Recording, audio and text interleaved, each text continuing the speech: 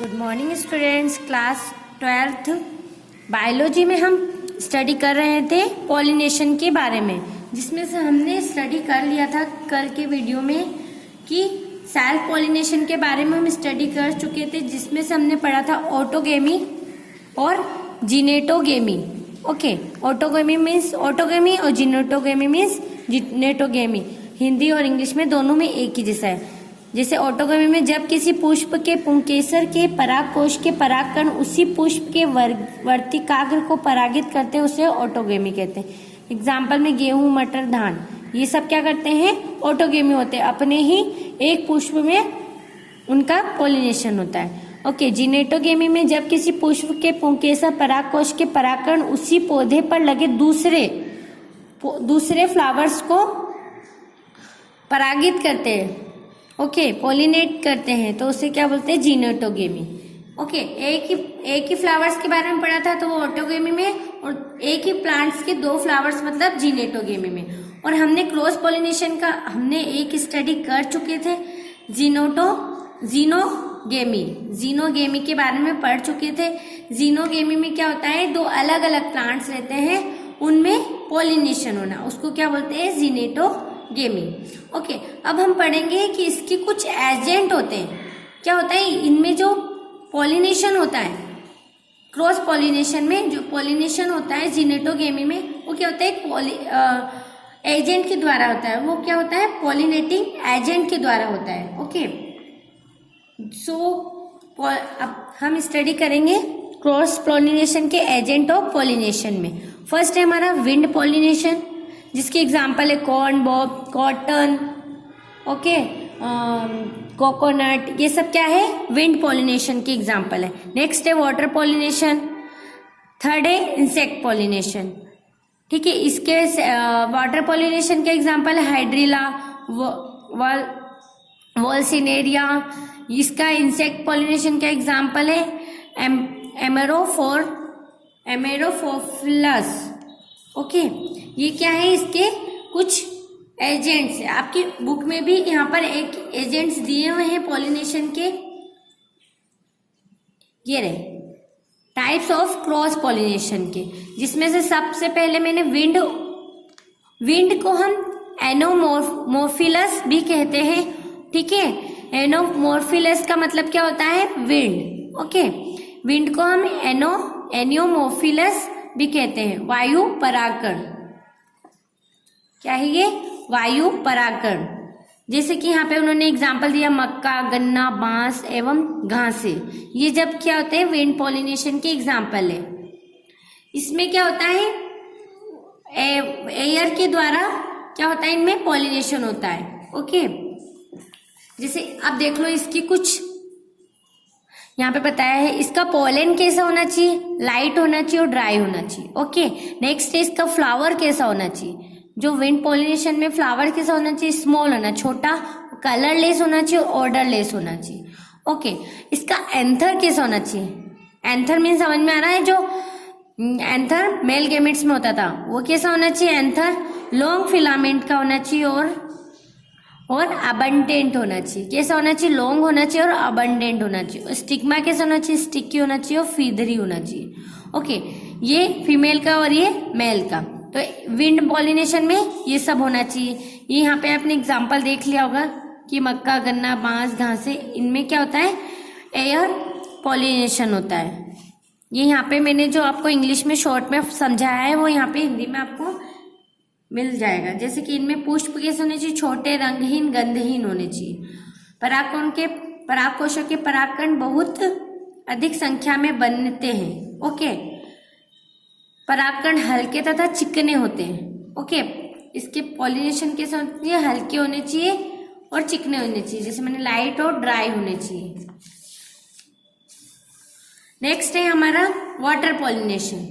ठीक है ना, जल परागकण, ये यहाँ पे दे रखा आपको, जल परागकण, हाइड्रोफिलस पॉलिनेशन भी कह सकते हैं और वाटर भी बोल सकते हैं। हाइड्रो मीन्स क्या होता है? वाटर। ओके, तो इसको हम जल परागकण, वाटर पॉलिनेशन या हाइड्रोफिलस पॉलिनेशन भी कहते हैं। यहाँ पे लिखा वह परागकण है जिसमें परागकण जल द्वारा वर्तिकाग्र तक पहुंचाए जाते हैं। ओके, वो पॉलिनेशन जो वाटर के द्वारा एक दूसरे में पहुंचाया जाता है। ये वाटर में देख सकते हो मेल और फीमेल दो प्लांट्स के फ्लावर्स दे रखे हैं, वो क्या कर रहे हैं, एक दूसरे को पॉलिनेटिंग कर रहे हैं। ये देख सकते हो यहाँ पर आप एग्जाम्पल में। और इसमें भी कैसे होने चाहिए, फ्लावर्स कैसे होने चाहिए, स्मॉल होने चाहिए, कलरलेस, ऑर्डरलेस और नीटरलेस होने चाहिए। और स्टिग्मा कैसा होना चाहिए, इसका लॉन्ग होना चाहिए। वहां पे हमने पढ़ा था स्टिग्मा कैसा होना चाहिए, यहाँ पर पढ़ा था हमने स्टिकी होना चाहिए। और यहाँ पर एंथर लॉन्ग होता है, जो विंड पॉलिनेशन होता है उसमें क्या होना, एंथर लॉन्ग होता है और स्टिग्मा छोटा होता है। लेकिन यहाँ पर स्टिग्मा क्या होना चाहिए, लॉन्ग फिलामेंट का होना चाहिए और स्टिकी होना चाहिए। ओके, यहाँ पर कुछ आप पढ़ सकते हो, यहाँ इसी में ही दे रखा है, अलग से नहीं दिया है। जैसे कमल है, कमल का प्लांट्स होता है, ओके, वो जल के अंदर ही होता है, उसके अंदर ओके मेल से फीमेल फ्लावर से उसका पॉलिनेशन होता है। नेक्स्ट है हमारा इंसेक्ट पॉलिनेशन, इसको हम जूफिलस पॉलिनेशन भी कह सकते हैं। इसमें क्या होता है, इंसेक्ट पॉलिनेशन होता है।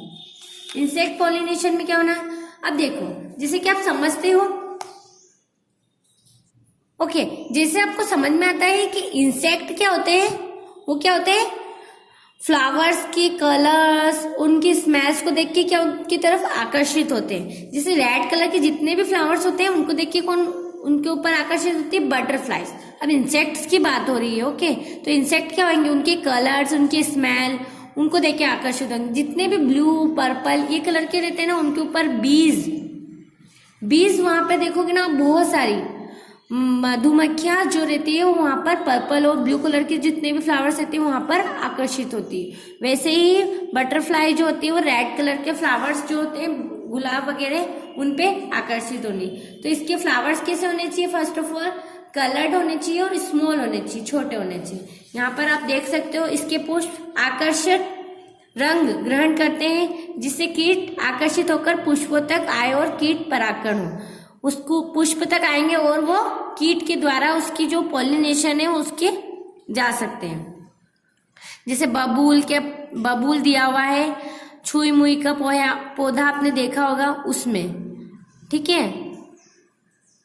और ये जो इसमें जो नेक्टर होता है वो क्या होता है, जो इंसेक्ट होते हैं उनका क्या होता है, भोजन होता है। ओके, उसकी तलाश में वो क्या करते हैं, फ्लावर्स पर आते हैं। यहाँ पे कुछ एग्जाम्पल भी दे रखे हैं कि जो इंसेक्ट होता है वो पॉलिनेट कैसे करता है। जैसे ये एंथर का लोब है और ये स्टिग्मा है, ओके, फ्लावर के अंदर। तो अब ये पॉलिनेट कैसे होंगे, तो क्या करते हैं, ये एंथर के लूप क्या करते हैं, ये ऐसे बाहर निकलने लगते हो तो फर्टाइल होते हैं अनदर लोब से। तो क्या होता है, इंसेक्ट आता है फ्लाई करके, एंथर जो रहता है उसको वो स्टिग्मा से इसके ऊपर जुड़ जाता है, फिर वो जो नेक्स्ट फ्लावर पे जाता है वहां पर ये एंथर को रिमूव कर देता है। इस तरह से क्या होता है, इनमें इंसेक्टों द्वारा पॉलिनेशन हो सकता है। और यहाँ पर जैसे आपको देख लो, जो गूगल, अंजीर, बरगद, इन सब के पेड़ होते हैं उनमें भी ये इंसेक्ट ऐसे ही पॉलिनेट करते हैं। कुछ यहाँ पर आपकी कॉपी में आप जब क्वेश्चन आंसर लिखो तो यहाँ पे सेल्फ पॉलिनेशन और क्रॉस पॉलिनेशन के डिफरेंशिएट लिख लेना। इंग्लिश मीडियम के स्टूडेंट्स, आपकी बुक में भी 40 नंबर पेज पर यहाँ पे क्रॉस पॉलिनेशन और सेल्फ पॉलिनेशन में डिफरेंशिएट दिए हुए हैं, वो आप भी कर सकते हो। और ये इंसेक्ट वाले आपकी बुक में भी दे रखे हैं। ओके, सो हमारा पॉलिनेशन कंप्लीट हो गया है। सो हम स्टडी कर रहे थे प्री फर्टिलाइजेशन, निषेचन से पूर्व के बारे में, जिसमें प्री फर्टिलाइजेशन में हमने पोलन ग्रेन फॉर्मेशन कर लिया है, एम्ब्रियो सेक फॉर्मेशन कर लिया, पॉलिनेशन कर लिया। नेक्स्ट आता है पोलन पिस्टल इंटरेक्शन। और पोलन पिस्टल इंटरेक्शन क्या होता है, ये हम ऑलरेडी स्टडी कर चुके हैं, लेकिन मैं आपको एग्जाम्पल में समझाती हूँ डायग्राम द्वारा। ये जो आपको डायग्राम दिख रहा है, हमने स्टडी कर लिया है कि जो एंथर होते हैं और जो स्टिग्मा रहता है, वहां से क्या करते हैं, पोलन सेक, पोलन ग्रेन का फॉर्मेशन करके यहाँ पर आ जाते हैं। मतलब ये जो होता है हमारा पोलन पिस्टल इंटरेक्शन, ये एक्चुअली यही होता है कि जो पोलन होता है और जो पिस्टल रहता है, पिस्टल फीमेल होता है और ये क्या होता है, मेल। तो पोलन पिस्टल इंटरेक्शन, जब दोनों एक दूसरे से इंटरेक्ट हो जाते हैं, मतलब इसका यहाँ से यहाँ पर आना, ये क्या कहलाता है, हमारा पोलन पिस्टल इंटरेक्शन। हम स्टडी कर चुके हैं लेकिन हमने उसको ऐसे नहीं बताया। जैसे कि आप यहाँ पर हिंदी वाले स्टूडेंट्स आप देख सकते हो, स्व अनिकेश अनिशेक या जयनीयता सेल्फ इनकम्पेबिलिटी कहते हैं। दूसरे शब्दों में सेल्फ इनकम्पेबिलिटी, जिसके कारण किसी पादप के द्वारा स्वपरागण की क्रिया में उपांतरण, निषेचन एवं बीज निर्माण की क्रिया उत्पादित होती है, उसे क्या कहते हैं? सेल्फ। ये इसी को ही कहा जाता है जो हम पढ़ रहे हैं पोलन पिस्टल इंटरेक्शन, उसको ही कहते हैं सेल्फ इनकम्पेटिबिलिटी।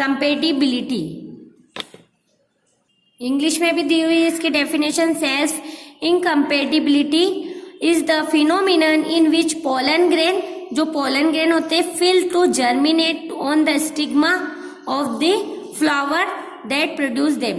ओके, जो स्टिग्मा पे जाते हैं, जो पोलन ग्रेन रहते हैं वो एंथर से क्या करते हैं, स्टिग्मा पे ट्रांसफर हो जाते हैं, उसको ही क्या कहते हैं? सेल्फ इनकम्पेटिबिलिटी और पोलन पिस्टल इंटरेक्शन। जो आप यहाँ पे देख सकते हो, एंथर से स्टिग्मा पे जा रहे हैं जो पोलन ग्रेन, उसी को ही क्या कहते हैं? मतलब स्टिग्मा प्रिपेयर्ड हो जाता है कि एंथर से जो पोलन ग्रेन आ रहे हैं उनको अपने अंदर लेने के लिए। उससे क्या होता है, जो ये पोलन ग्रेन आता है वो अपनी एक ट्यूब बना लेता है, उसके द्वारा ये क्या करते हैं? ओव्यूल में एंटर कर सकते हैं। ओके, सो हमारा ये फर्स्ट पोर्शन है, प्री फर्टिलाइजेशन हमारा कंप्लीट हुआ है। नेक्स्ट हम पढ़ेंगे डबल फर्टिलाइजेशन और पोस्ट फर्टिलाइजेशन, इन सब के बारे में स्टडी करेंगे नेक्स्ट वीडियो में।